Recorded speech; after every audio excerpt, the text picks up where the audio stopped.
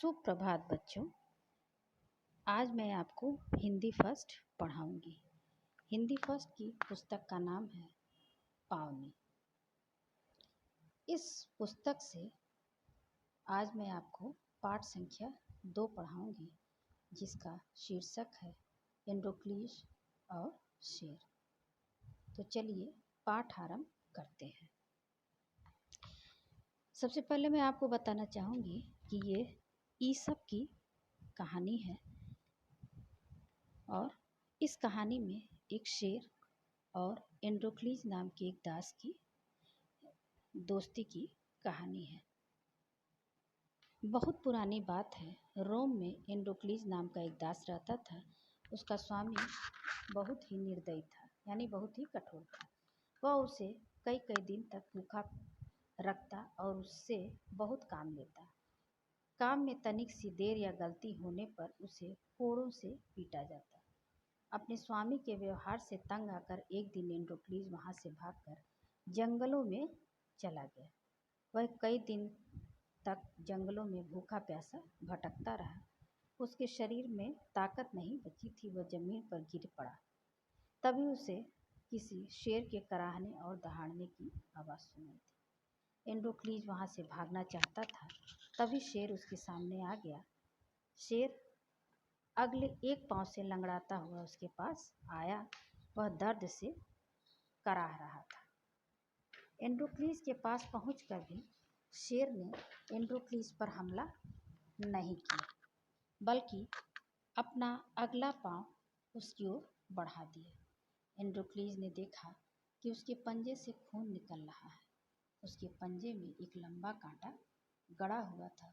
शेर की पीड़ा का यही कारण था। एंड्रोक्लीज ने कांटा खींचकर बाहर निकाल दिया। इससे शेर को काफ़ी आराम मिला। शेर ने कृतज्ञता से एंड्रोक्लीज का हाथ चाटा। तभी से एंड्रोक्लीज और शेर दोनों एक साथ रहने लगे। एक दिन सम्राट के कुछ सैनिक जंगल से गुजर रहे थे। जंगल में एंड्रोक्लीज को देखकर उन्हें उस पर शक हुआ। वे उससे पूछताछ करने लगे। कोई संतोषजनक उत्तर न मिलने पर वे उसे लेकर उसी नगर में आ गए जहाँ से वह भागा था। एंड्रोक्लीज के स्वामी ने उसे पहचान लिया। उसकी शिकायत पर एंड्रोक्लीज को मौत की सजा सुनाई गई। उन दिनों भागे हुए दासों को यही सजा सुनाई दी जाती थी। उन्हें एक बड़े अखाड़े में भूखे शेर के सामने डाल दिया जाता था। यह दृश्य देखने के लिए राजा और प्रजा दोनों आते थे। निश्चित दिन पर एंड्रोक्लीज को भी अखाड़े में लाया गया। राजा का संकेत पाते ही पिंजड़े का दरवाज़ा खोल दिया गया। शेर कई दिनों का भूखा था। पिंजड़ा खुलते ही वो एंड्रोक्लीज की ओर लपका, मगर यह क्या!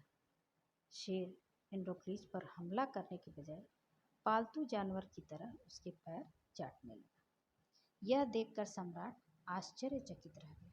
उन्होंने एंड्रोक्लीज को अपने पास बुलवाया और उससे शेर के इस व्यवहार का कारण पूछा।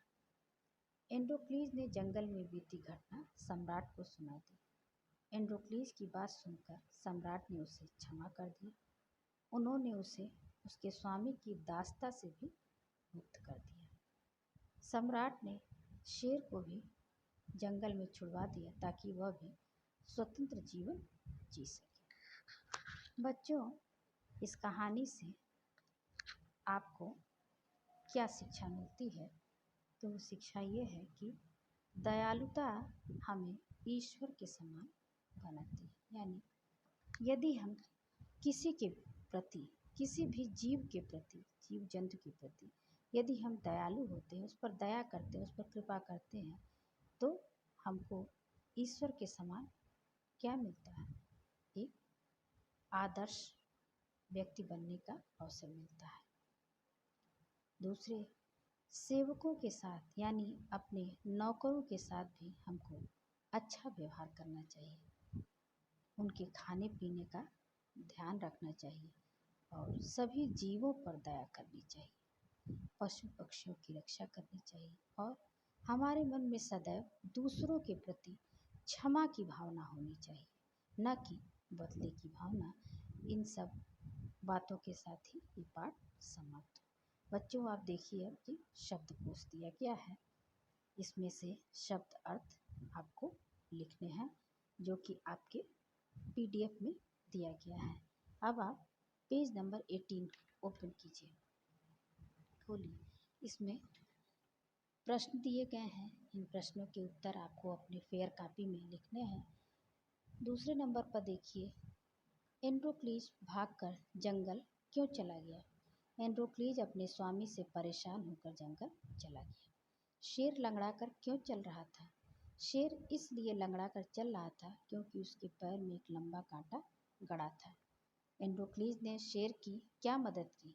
एंड्रोक्लीज ने शेर के पैर से कांटा निकालकर उसकी मदद की। अखाड़े में भूखे शेर ने एंड्रोक्लीज पर हमला क्यों नहीं किया?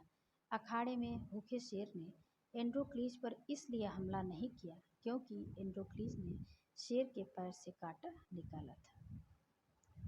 अब आप देखिए, सही उत्तर के सामने सही का निशान लगाना है, इसको आप लगाइए। फिर देखिए, क्वेश्चन नंबर 4 है, कहानी के अनुसार घटनाओं के सामने उनके क्रम के अनुसार 1, 2, 3 लिखने हैं। इसमें सबसे पहले है, एंड्रोक्लीज स्वामी के अत्याचारों से तंग आकर जंगल भाग गया। और उसके बाद इसी क्रम से सारे घटनाक्रम को आपको कि घटनाक्रमों के सामने आपको क्रम से नंबर लिखने हैं। भाषा की बात में है, आपको अनुस्वार और अनुनासिक का चिन्ह लगाना है। शुद्ध वर्तनी के शब्दों को छांट करके लिखना है, जैसे प्रयास, प्रयास और प्रयास में प्रयास आपका सही शब्द है। पेज नंबर 20 ओपन कीजिए। आप देखिए, यहाँ पर दिया गया है, पाठ से चुनकर विलोम शब्द लिखने हैं। सेवक का विलोम क्या है? विलोम मीन्स उल्टा।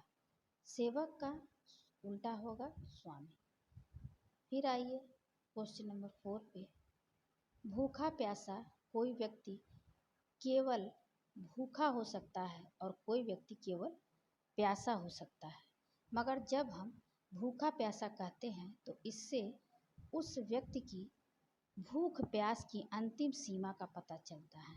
ऐसे ही हिंदी में शब्दों के अनेक जोड़े यानी कि शब्द युग्म हैं जो उसकी स्थिति की अंतिम सीमा को बताते हैं, जैसे थका हारा, गिरता पड़ता, लूटा पीटा। तो यहाँ भूखा प्यासा एंड्रोक्लीज जमीन पर गिर पड़ा। इसको देखिए, दूसरा है, रास्ते में लूटा पीटा विवेक सीधे थाने पहुंचा। ग है, थका हारा मंगल घर आते ही बिस्तर पर पड़ गया। घ, शेर के चंगुल से छूटा अमन किसी तरह गिरता पड़ता गांव पहुंचा। अब देखिए पाठ से आगे, यदि एंड्रोक्लीज ने शेर के पंजे से कांटा न निकाला होता तो क्या होता? यदि एंड्रोक्लीज ने शेर के पैर से कांटा न निकाला होता तो शेर उसकी मदद कभी नहीं करता। अपने किसी सेवक, नौकर या दास की गलती करने पर आप क्या करेंगे? अपने किसी सेवक, नौकर या दास की गलती करने पर हम पहले उसकी पूरी बात को सुनेंगे, सही या गलत के विषय में जानकर ही कोई निर्णय करेंगे। पेज नंबर 21 देखिए बच्चों, इस पर शेर का चित्र बना है। इसमें आपको रंग भरना है और शेर के विषय में 3 बातें लिखनी है। और एक पिक्चर बना हुआ है जिस पर कई तरह के जानवरों के चित्र हैं और उनके बोलने की आवाज़ें लिखी गई हैं और इनको आपको एक दूसरे के सामने मिलाना है। शेर क्या करता है बच्चों? दहाड़ता है।